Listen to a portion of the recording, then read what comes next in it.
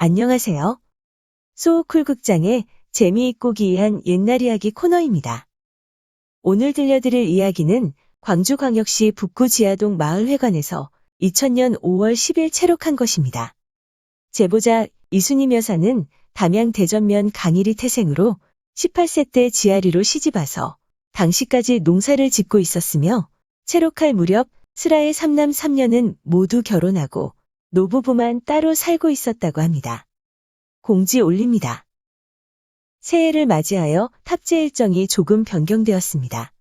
2022년 1월부터 소호쿨극장은 일주일에 3번, 매주 화요일, 목요일, 그리고 토요일 오전 10시에 이야기를 올리려고 합니다.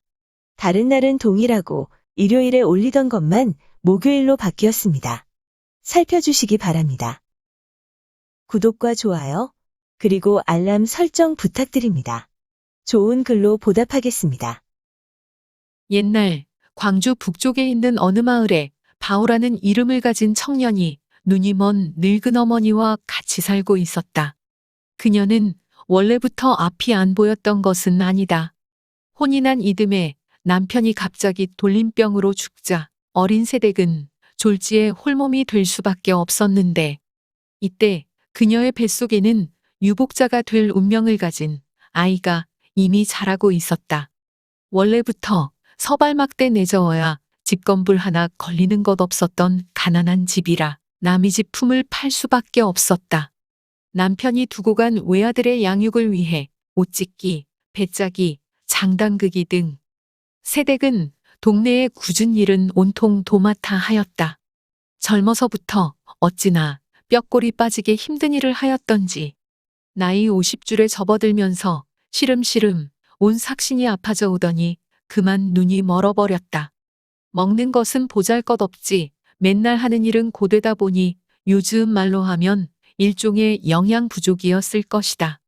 예기치 못한 우환을 당한 아들은 가난한 집안 형편에도 불구하고 모친을 등에 둘러업고는 여기저기 용하다는 의원을 찾아다녀 보았지만 전혀 효과가 없었다. 어머니가 그러니 당장에 하루 세끼 밥을 끓여 먹기도 힘든 상황이 되었다. 그러자 주변 사람들이 부랴부랴 서둘러 외아들의 혼인을 치르게 하였는데, 평소 어머니의 심덕이 좋은 탓이었든지 이웃마을에 사는 마음 착하고 효성 지극한 처자가 며느리로 들어오게 되었다. 며느리는 삼시세 때 따뜻한 밥을 지어 시어머니께 봉양하고 수시로 시어머니의 팔다리를 주물러서 몸이 불편하지 않도록 보살피는 인근의 보기 드문 효부였다. 새로 장가를 든 바오는 몇 달간의 꿀맛 같은 신혼을 보내고 나서 마침내 결심했다. 마냥 이러고 살 수만은 없다. 반드시 집안 살림을 번성시켜서 남부럽지 않게 살아봐야겠다. 바오는 아내와 의논한 결과 1년을 기한하고 멀리 행상을 떠나게 되었다. 시어머니와 단둘이 남은 며느리는 어떻게 하면 시어머니의 눈을 보이게 할까 하는 궁리의 골몰하였는데, 마침 어떤 한의원에게서 멀어버린 눈을 뜨게 하는 데는 토룡처럼 신통한 것이 없다는 이야기를 전해 들었다. 그날부터 며느리는 자기 집 앞뒤 마당에 흙을 샅샅이 뒤져서 지렁이를 잡아다 토룡탕을 끓여서는 시어머니에게 드렸다. 물론 시어머니에게는 비밀로 하였다. 지렁이탕인 줄을 알면 기겁을 하고는 드시지 않을 것 같았기 때문이었다. 자기 집 마당에 지렁이를 모조리 잡고 나자 며느리는 부끄러움을 무릅쓰고 이웃집을 돌아다니며 지렁이를 잡았다. 며느리는 그 과정에서 두엄짜리 부근에 기름지고 부식된 땅에 사는 지렁이가 살찌고 통통하다는 새로운 사실도 알게 되었다. 이렇게 정성을 다하여 토룡탕을 끓여드리니 시어머니는 그것이 뭔지도 모르고 후루룩거리며 맨날 도대체 이것이 무엇인데 항상 먹어도 이렇게 맛이 좋으냐? 라는 똑같은 질문을 했다. 드디어 오랜 행상을 마친 아들이 어느 날 집에 돌아왔다. 어머님께 문안을 드리기 위해 방에 들어가 보니 어머니가 상의에 놓인 뚝배기에서 무엇인가를 부지런히 건져서 먹고 있었다. 궁금증이 들어 무언가 하고 자세히 들여다보니 지렁이를 끓인 탕을 모친이 먹고 있는 것이었다. 아들은 너무 황당하여 어머니, 이런 세상에 웬 지렁이를 다 잡숫고 계셔요. 하고 소리를 쳤다. 난데없는 아들의 고함에 울컥 비위가 상한 어머니는 무엇이라고? 내가 지금 지렁이를 먹고 있다고? 하며 되물었다. 아들이 다시 어머니, 분명합니다. 확실히 지렁이탕입니다. 라고 대답했다. 마당에서 빨래를 널다가 모자간이 대화해서 무엇인가? 이상한 낌새를 알아차린 며느리가 걱정되어 방으로 들어갔다.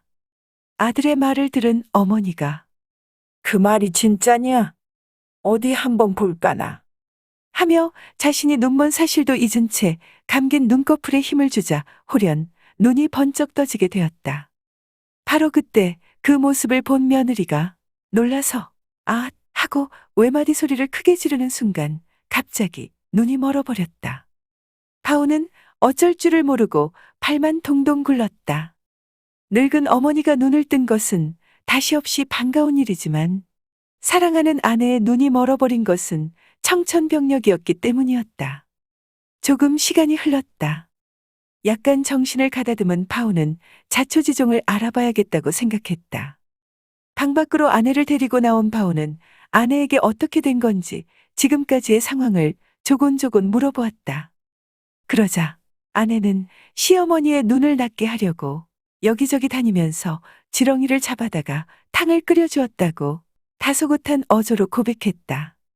지렁이로 끓인 탕이라는 것을 시어머니께 말씀드리지 않은 것은 미리 말씀드리면 안 드실 것이 뻔하였고 더욱이 영약은 청기누설이 되지 않아야 약효가 나타난다고 아내가 믿었기 때문이었다는 것도 알게 되었다. 파오는 아내의 정성을 매우 칭찬해주면서 그동안 고생이 많았다고 사랑을 담아서 아내의 등을 부드럽게 토닥였다. 그러면서 지렁이탕의 맛이 어떠냐고 물어보니 아내는 얼른 답변을 못하다가 가까스로 입을 뗐다.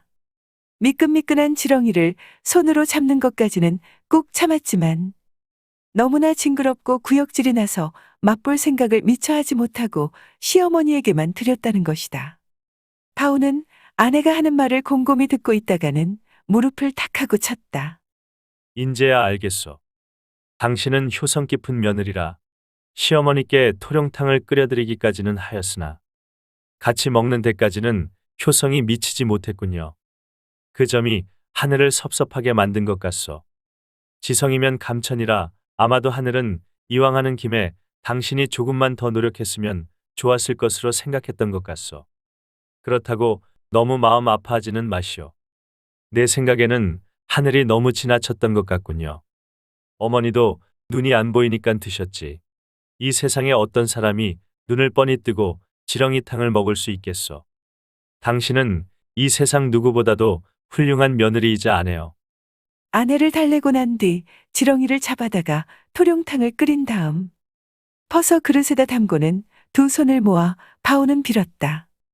천지신명이시여. 제 아내를 너무 뭐라고 하지 마십시오. 제 아내는 다시 없이 훌륭한 며느리입니다. 이제 소생이 토룡탕을 먹겠습니다. 바오가 일용수를 하고서는 토룡탕을 듬뿍 한 숟갈 떠서 입안에 넣는 그 순간 옆에 있던 아내의 눈이 번쩍 떠졌다.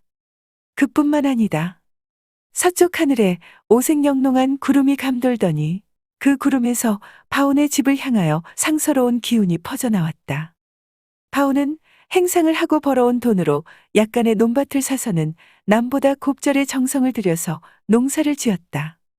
그러자 가난하던 집이 몇 년이 지나지 않아 어느새 중농이라는 소리를 들을 정도가 되었다. 하루 세끼 입에 밥이 들어가니 근면하고 욕심 없는 사람 셋이 모여 사는데 세상에 무슨 걱정이 있겠는가. 다시 광명을 찾은 그 어머니는 아들과 며느리의 갖은 효성을 받으며 100세까지 장수를 누렸다고 전한다. 들어주셔서 고맙습니다. 용어 설명에 올리겠습니다. 유복자는 태어나기 전에 아버지를 여윈 자식을 말합니다. 삭신은 한자어 색신의 방언입니다. 우리의 몸을 말합니다. 처자는 아직 결혼하지 아니한 성년 여자입니다. 효부는 시부모를 잘 섬기는 며느리를 지칭합니다. 토룡은 지렁이입니다. 토룡탕은 지렁이를 삶은 국입니다. 비위는 비장과 위입니다. 음식의 맛이나 어떤 일에 대하여 좋고 나쁨을 느끼는 기분이라는 의미입니다. 일영수는 천지신명에게 두 손을 비비면서 병이 낫거나 소원을 이루게 해달라고 비는 일입니다. 참고문헌 및 자료출처 설명에 올리겠습니다. 자료출처는 광주광역시 북구문화원 누리집에 문화와 역사, 전설 설화 중에 있는 한 꼭지, 지렁이탕과 효심 설화입니다. 지역의 문화의 광주광역시 구전설화, 북구설화의 지렁이탕과 효심에도 같은 글이 실려 있습니다. 국립민속박물관, 한국민족문화 대백과사전, 한국민속 대백과사전, 한국학중앙연구원, 그리고 허준박물관의 기사와 사진을 참고했습니다. 또 2019년 MBC 드라마 신입사관 구혜령에서도 한 장면 캡처했습니다. 조선일보 기사, 오태진의 시로 읽는 세상사에서 세상에서 가장 눈물나는 이름 어머니를 참고했습니다.